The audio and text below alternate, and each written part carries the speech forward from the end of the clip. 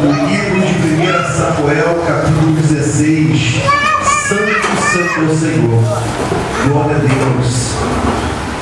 1 Samuel, capítulo 16. Gostaria que todos me acompanhassem, porque, meu irmão, minha irmã, porque a gente, hoje, os crentes estão acostumados somente a ouvir a palavra de Deus, somente escutar a palavra e nada mais. Não muda nada muda. Então, temos que virar essa página dentro de nós, de ouvir a palavra e praticar a palavra. Porque se a criatura de Deus, a vida que Deus, o homem que Deus constituiu, aprendeu a ouvir a palavra e a praticar a palavra, essa pessoa começa a temer a Deus, ela começa a viver a vida de Deus na terra, ela começa a ter a vida que Deus prometeu para ela na terra. Porque Deus diz que existe o paraíso, é o ponto, é o alvo central de todo servo. É o paraíso, o reino celestial, é o alvo principal de todo crente que está aqui na igreja. Todos que vierem a fazer a passagem, o ponto alvo, o ponto X é a mansão reino celestial. Amém, irmãos? Então esse é o alvo principal, é o alvo central, é o alvo número 1, é o alvo X. Esse é o alvo que temos que alcançar. Então eu creio que todos que se encontram, vêm para a igreja, buscam a Deus, estão com esse objetivo de um dia reinar com Cristo eternamente. Amém, irmãos? Então, quando isso não acontece, o paraíso é destinado ao crente, mas nós podemos viver um paraíso na terra. Nós podemos viver também um reino aqui na terra. A gente não tem que ter grandes ambições, mas sim deixar que o reino de Deus entre em nossas vidas, porque não tem nada, não tem graça eu estar no reino e não comer as delícias do reino. Então vamos aprender com Davi, meu irmão, o que Davi tem a nos falar essa noite. Diz a palavra no livro de 1 Samuel, capítulo 16, verso 6. Entrando eles, Samuel viu a Eliabe e pensou: certamente está perante o Senhor o seu ungido. Porém o Senhor disse a Samuel: não atentes para a sua aparência, nem para a sua altura, pois eu o rejeitei. O Senhor não vê como vê o homem. O homem olha o que está diante dos seus olhos, porém o Senhor olha para o coração. Então chamou Jessé Abinadab e o fez passar diante de Samuel, o qual disse: nem a este escolheu o Senhor. Então Jessé fez passar a Samar. Porém Samuel disse: tampouco a este escolheu o Senhor. Assim fez passar Jessé a seus 7 filhos diante de Samuel. Mas Samuel disse a Jessé: o Senhor não escolheu a estes.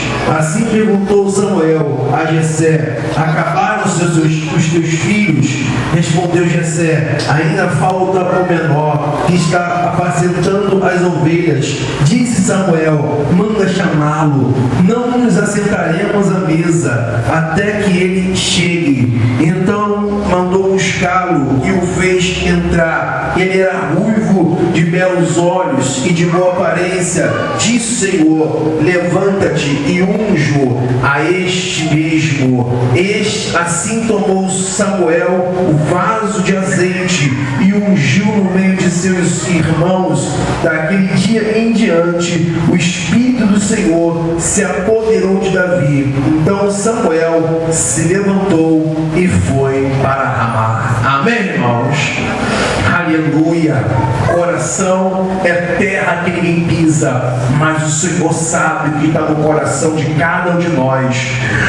O coração, Deus, Ele não está olhando a tua aparência agora. Deus não está olhando o seu estado físico. Deus não está olhando a tristeza que está assolando. Deus não vai se mover só porque você chora. Deus não vai se mover só porque você tem necessidades. Deus não vai se mover um dedo só porque você está passando um despejo, uma ordem de despejo. Deus não vai se mover por isso. Ele só se move quando você bota o coração para trabalhar. O coração é a saída da vida. Então, Deus não vai movimentar nada se você realmente não mostrar o que está no teu coração. Então, Deus ele vai manifestar grandes coisas se isso aparentar no teu coração. O coração é o que vai fazer a sua vida ser uma vida abençoada, seja na área financeira, seja na área conjugal, seja na área espiritual. Então Deus não se movimenta, não se move pelo choro, pela doença, pela enfermidade. Deus não movimenta nada pela tristeza financeira, pelo problema físico. Ele só se movimenta pelo coração e pela fé que o homem apresenta diante dele.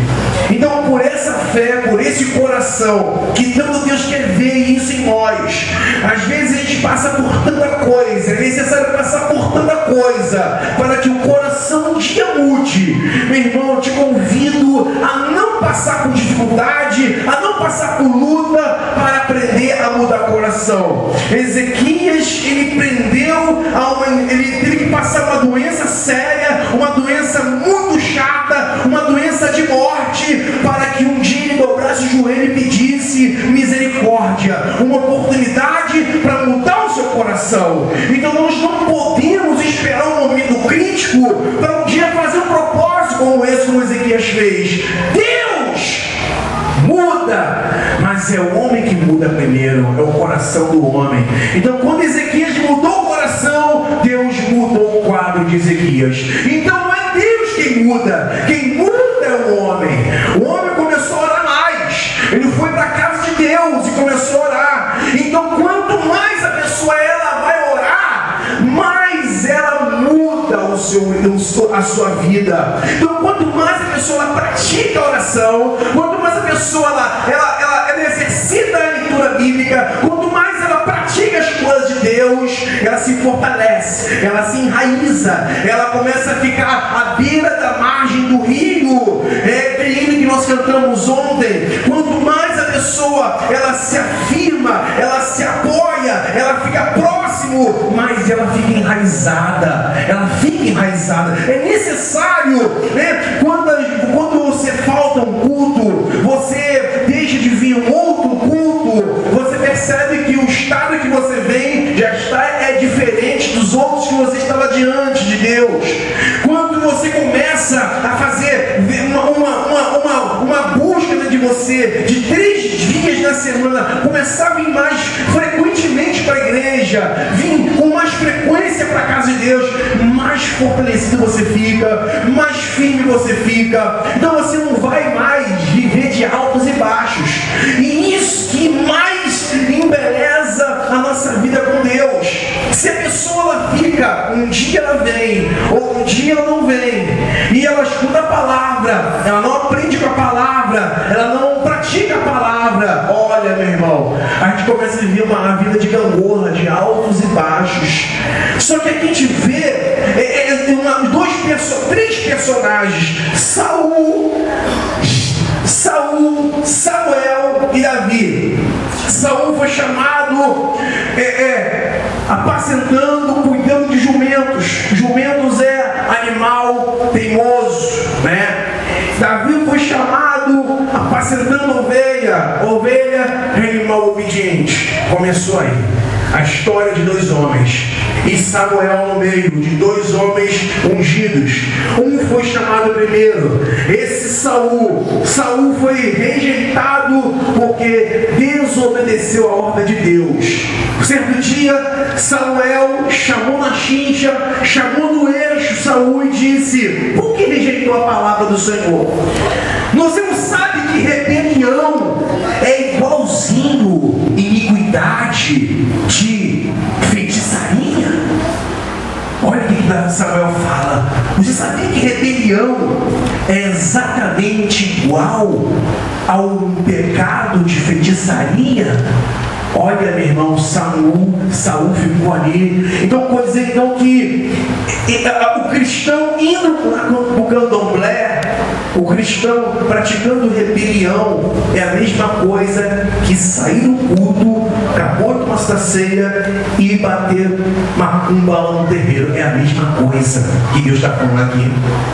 Então, como que Deus iria permanecer esse homem no ministério tão consagrado? Então Deus disse para Samuel, porque Samuel gostava muito de Saul. Samuel gostava muito de Saul. Ele disse: por que você ainda sente pena de Saul? Eu o rejeitei e eu tenho já escolhido um segundo o meu coração.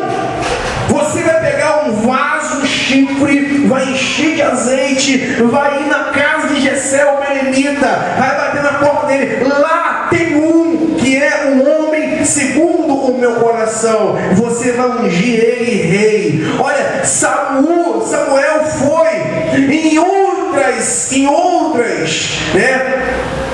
Muitas mentes pensam que esse profeta já sabe tudo. Profeta conhece tudo. Sabe que você olhar você já sabe o que está acontecendo na sua vida. Você olha aqui que não é assim que funciona a coisa. Você olha aqui e você percebe que não é assim que funcionam as coisas. E é palavra do Senhor. Samuel, um dos homens mais cheios da presença, da graça de Deus, ele não sabia quem era que tinha que ser ungido. Ele não sabia quem era a pessoa escolhida. E ele erra feio. Um homem que era acostumado a olhar a aparência. E quando ele chamou Saul era o homem mais forte, o homem mais alto do povo, o homem que se destacava dos outros homens. Todos os homens, a cabeça deles batia aqui no ombro de Saul. Então, quando o povo estava aglomerado, Saul estava andando, todos já sabiam que Saul estava chegando, porque ele era um homem de grande estatura, bonito, robusto, forte, e ele escolheu Saul. Então ele se acostumou com esse tipo de visão, de que um escolhido teria que ser um homem de grande destaque, de grande aparência, de grande porte, de grande feição, bonito, robusto, de botar respeito. Então Samuel erra feio. Chega lá, o primeiro que vem, o Abinadab, chega lá e fala: esse aí, o Senhor disse, não é esse. Você olha como todo homem olha. Você olha a aparência, porém eu olho é o coração. Deus, ele olha, meu irmão, não como nós olhamos. Ele tem um modo todo delicado, especial de ver. Ele olha o coração de pessoas. Ele não olha a nossa aparência. Ele não olha se você, as grandes obras que você já fez, o dízimo que você dá na igreja, simplesmente. Ele olha se o teu coração está disposto a mudar de vida. Então Davi, ele teve grandes episódios na trajetória de Davi. Davi, a gente lê o livro de 2 Samuel, 1 Samuel, Reis, 1 Reis, 2 Reis, 1 Crônicas, 2 Crônicas. A gente vai ver uma gama de episódios fantásticos de que Davi se dispôs a agradar a Deus. Então um desses episódios foi este, onde Samuel, ele chega e começa a escolher as pessoas, e chega Samar, e chega um outro irmão, e quando o outro irmão chega e fala, é esse, os 7 filhos acabam-se. De repente ele diz, ué, Senhor, acabou. Ele, como profeta, ele deveria saber que o que Deus falou tinha que se cumprir. Então ele não sabia. Um profeta daquele tempo deveria saber as coisas. Só que somos seres humanos. Nós temos as nossas limitações. E Deus não olha a aparência, Deus olha o coração. Por isso, meu irmão, minha irmã, o coração, se você começar a cuidar disso aqui, tratar desse, não é um coração de carne, um músculo, não, é um coração que se fala, é um sentimento para com Deus, o teu sentimento com Deus, um coração que é trabalhável. Davi caía muito, Davi pecava muito, só que Davi, ele se arrependia de todo o coração e voltava-se para Deus, ele se voltava e tinha um coração trabalhável. É esse contexto em que Deus está falando com cada um de nós, de se ter um coração trabalhável. Eu consigo trabalhar esse homem, ele peca, ele se conserta, mas ele quer que eu trabalhe na vida dele. Será que Saul tinha esse coração trabalhável? Tanto que Samuel disse, olha Saul, sacrifício não é tudo não, obedecer é melhor do que sacrifício. Deus te rejeitou. Pensou, meus irmãos, receber uma palavra como essa, de que eu estou rejeitado por Deus.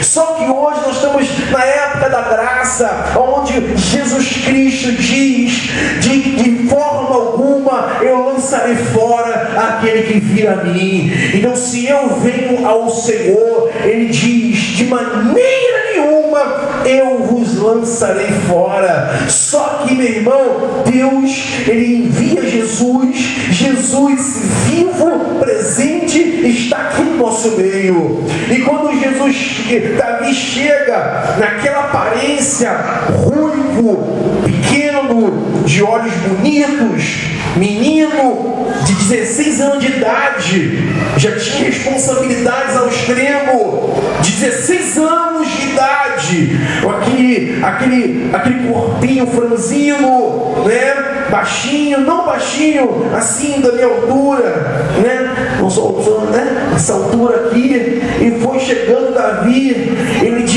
o Senhor diz, é esse que eu tenho escolhido para ser rei sobre Israel.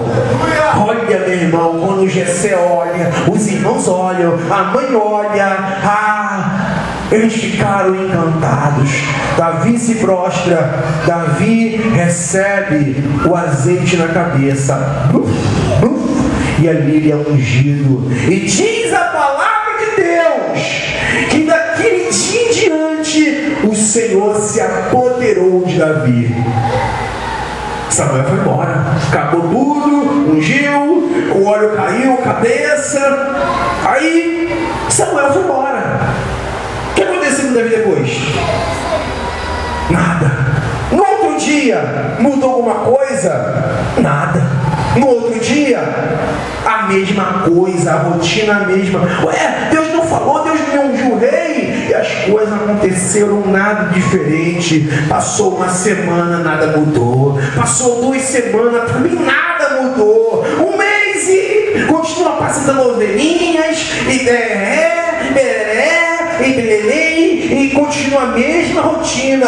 Um ano se passa e continua a mesma rotina. 1 ano e meio passa, a mesma rotina, e nada muda. Ué, Samuel não veio aqui, não ungiu Davi rei, e não aconteceu nada ainda. 2 anos se passou, nada aconteceu. 2 anos e meio se passou, e nada também. Quando chegou 3 anos depois, vai acontecer um episódio que Davi vai entrar em ação.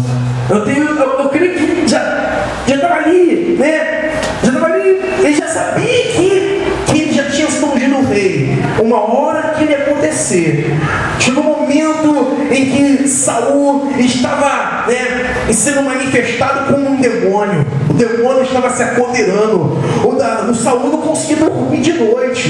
Ficava, tivesse a pessoa atormentada a noite toda, não conseguia dormir. E ficava lá, e vendo coisas, escutando coisas, zumbido, e pesadelo, dormia, a cama se mexia, ele ficava atormentado.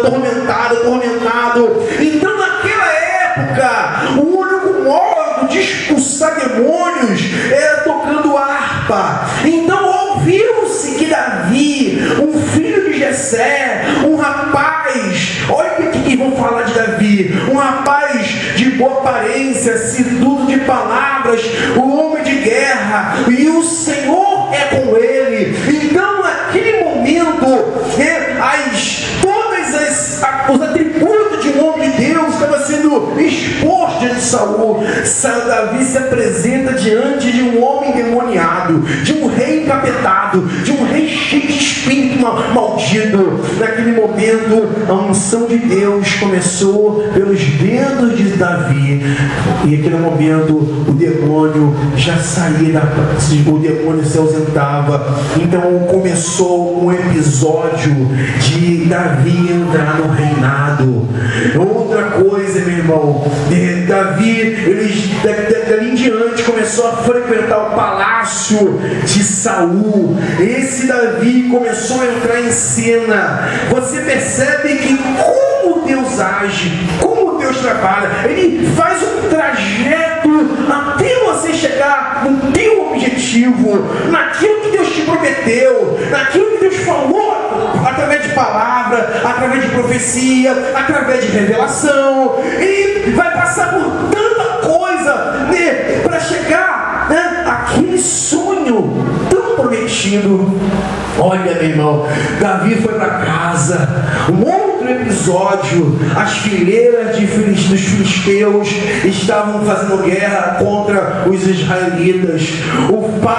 Os filhos de Jessé foram alistados para a guerra. Os 3 filhos maiores foram alistados e tinham que ir para a guerra. Abençoados os filhos partiram para a guerra. Quando os filhos de Jessé estão indo para a guerra, guerreando lá, acampados na fileira, o Jessé chama o filhinho menor e diz: Davizinho, vem cá, filhinho, vem, meu filho, vem cá, vem. Você vai lá na trincheira e vai ver e entrar. Opa, agora é confirmação da revelação, agora é confirmação que eu vou ser rei, agora eu vou entrar em cena, agora eu vou ser rei. Não, preste atenção, eu estou preparando um negócio aqui, preparando aqui um bolinho, preparando uma marmita para você levar para os teus irmãos. Ele vai levar marmita para os irmãos. Prepara aí a marmita e leva os seus irmãos. Vai lá e observa o que está acontecendo lá com os seus irmãos. Ele vai. Olha, meu irmão, o que acontece todo mundo já sabe. O que acontece ali, ele entra e enxerga, escuta um barulho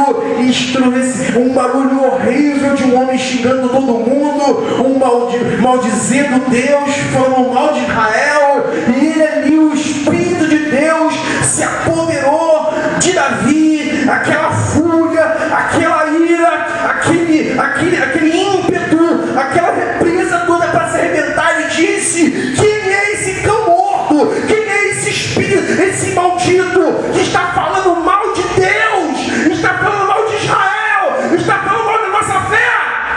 Quem é esse conciso? Então os irmãos, cala a boca. Não vou calar a boca não. Peraí, tu falando mal de Deus?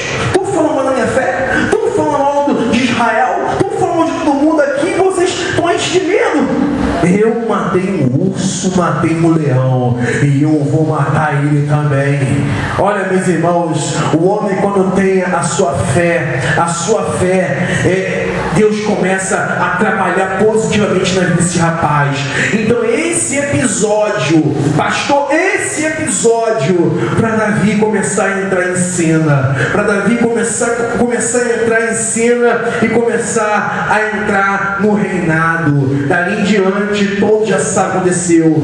Davi entrou na peleja contra um homem de 4 ou 5 metros de altura, oi, gigante, um homem de 2,5 metros, você sabe que é alta beça. Imagina 4 metros, um homem, um baita de um homem, um monstruoso homem de 4 metros de altura, Davi tendo que matar aquele homem. Naquela época ainda existia a época dos gigantes, né? A época onde esse período desses homens havia, e nesse período ainda no reinado de Davi, toda a raça de gigante foi extinta através dos guerreiros de Davi, todos os homens de Davi. Dali em diante criaram uma coragem grande, e homens de grande fé como Davi, pequenos, mataram todos os gigantes daquela época. Então Davi, meu irmão, Davi arrebentou o topo do balão, começou a executar o primeiro gigante. O primeiro problema já estava executado,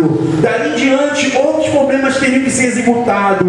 Você observa o que acontece, o que Deus promete para nós, o que Deus fala com cada um de nós. Quanto tempo tem que demorar? Quanto tempo você já viu uma revelação? Quanto tempo você tem esperado isso acontecer na tua vida? Quanto tempo você esperou, mas aconteceu?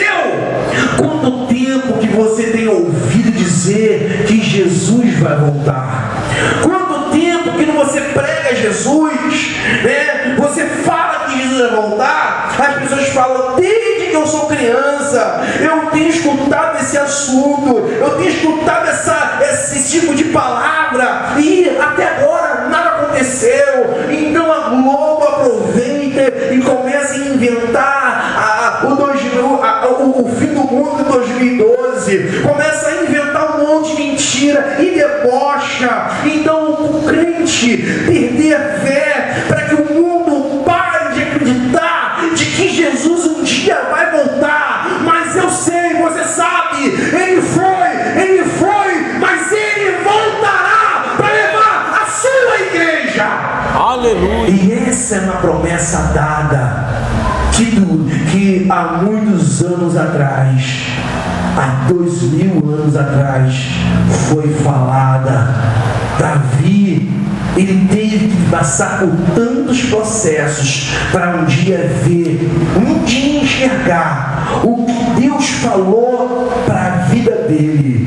E o que é que Deus tem falado para a tua vida? O que é que Deus tem dito para você? O que é que você vai ser? O que é que você se transformará? No que você o que vai acontecer contigo?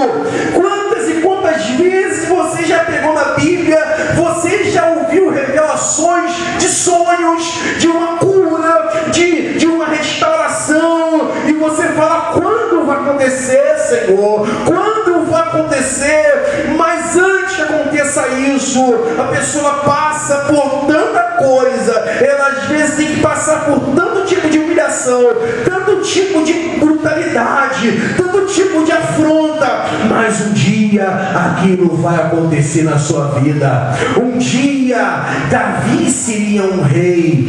Então, quando a pessoa recebe a revelação dada por Deus, recebe uma revelação dada pelo Senhor, de que ela vai ser isso um dia, eu orando ao Senhor, eu buscando ao Senhor, Deus abriu a Bíblia, eu abri a palavra e Deus dizendo, alarga as tuas tendas, porque o tempo do crescimento chegou. Eu digo para Deus até hoje, Senhor, mostra, e eu tenho esperado esse dia, eu tenho esperado esse dia. Imagina se eu desistisse, se eu desisto. Aí então o Senhor diz, alarga as tuas tendas.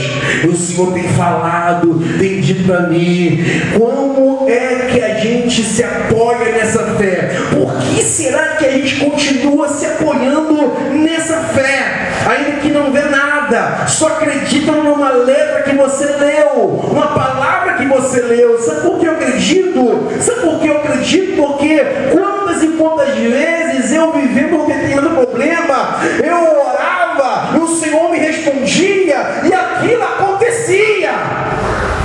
E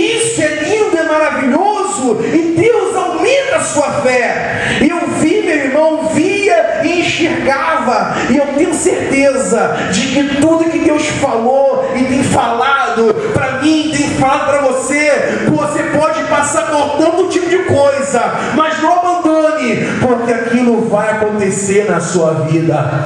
Rei, Davi seria um rei próspero, abençoado, muito rico, uma riqueza incalculável, um homem muito próspero, um homem que seria temido diante de todos os inimigos, um rei que amava o povo e que o povo amava ele, um excelente rei, um rei segundo o coração de Deus, um rei que mostrava fé para o povo adorava a Deus, o povo não se contaminava com o espiritismo, com macumbaria, com Baal, não buscava astarotes, um homem que adotou a fé de Israel, a fé no Senhor, como a arma número 1. Ele disse que se o povo, ele adotou a adoração ao Senhor, a fé no Senhor, como a única e maior arma dentro de Israel. E Israel ficou conhecida como a maior nação militar do mundo. Todos os homens, todos os povos tinham medo de Israel, porque Davi era um homem segundo o coração de Deus. E aonde Davi colocava a planta dos pés, o homem era abençoado, o homem era abençoado, o povo era abençoado. Te pergunto, meu irmão, eu te pergunto, aonde você pisa na tua planta dos pés, você tem sido abençoado, você tem sido abençoada. Quando fala ser abençoada, é em tudo. Quando você for no hospital, começa a levar essa palavra no coração. Eu estou pisando nesse hospital, mas eu estou pisando, mas eu sei que eu vou ser grandemente abençoado. Eu sei que eu estou pisando nessa empresa, eu estou chegando pequeno, eu estou chegando humilde, mas eu sei que eu vou ser grandemente aqui abençoado.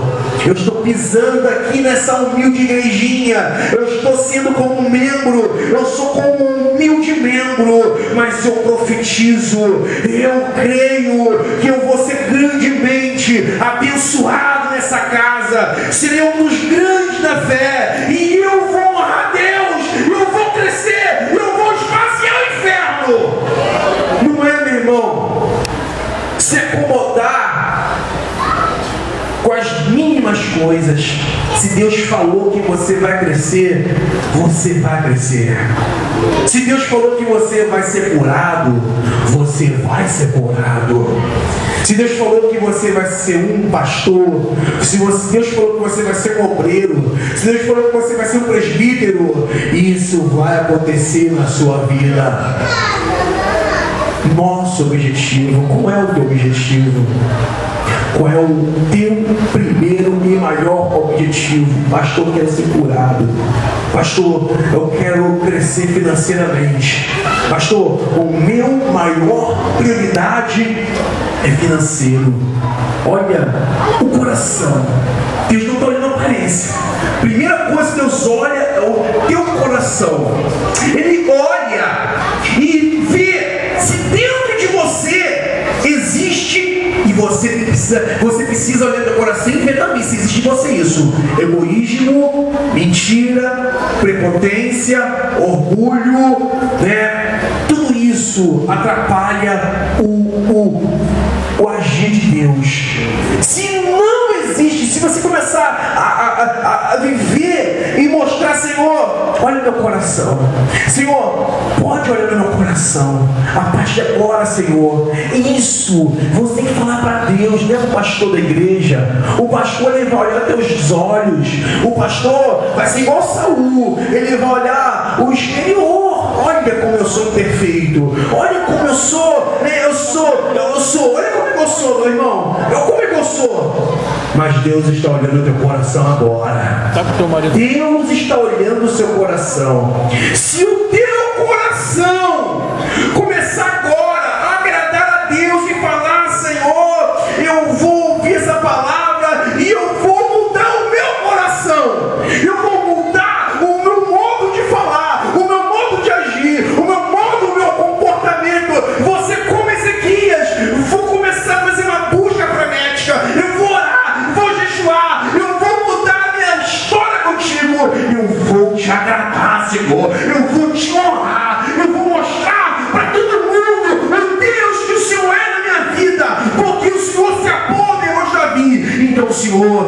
se apoderar de mim também essa noite.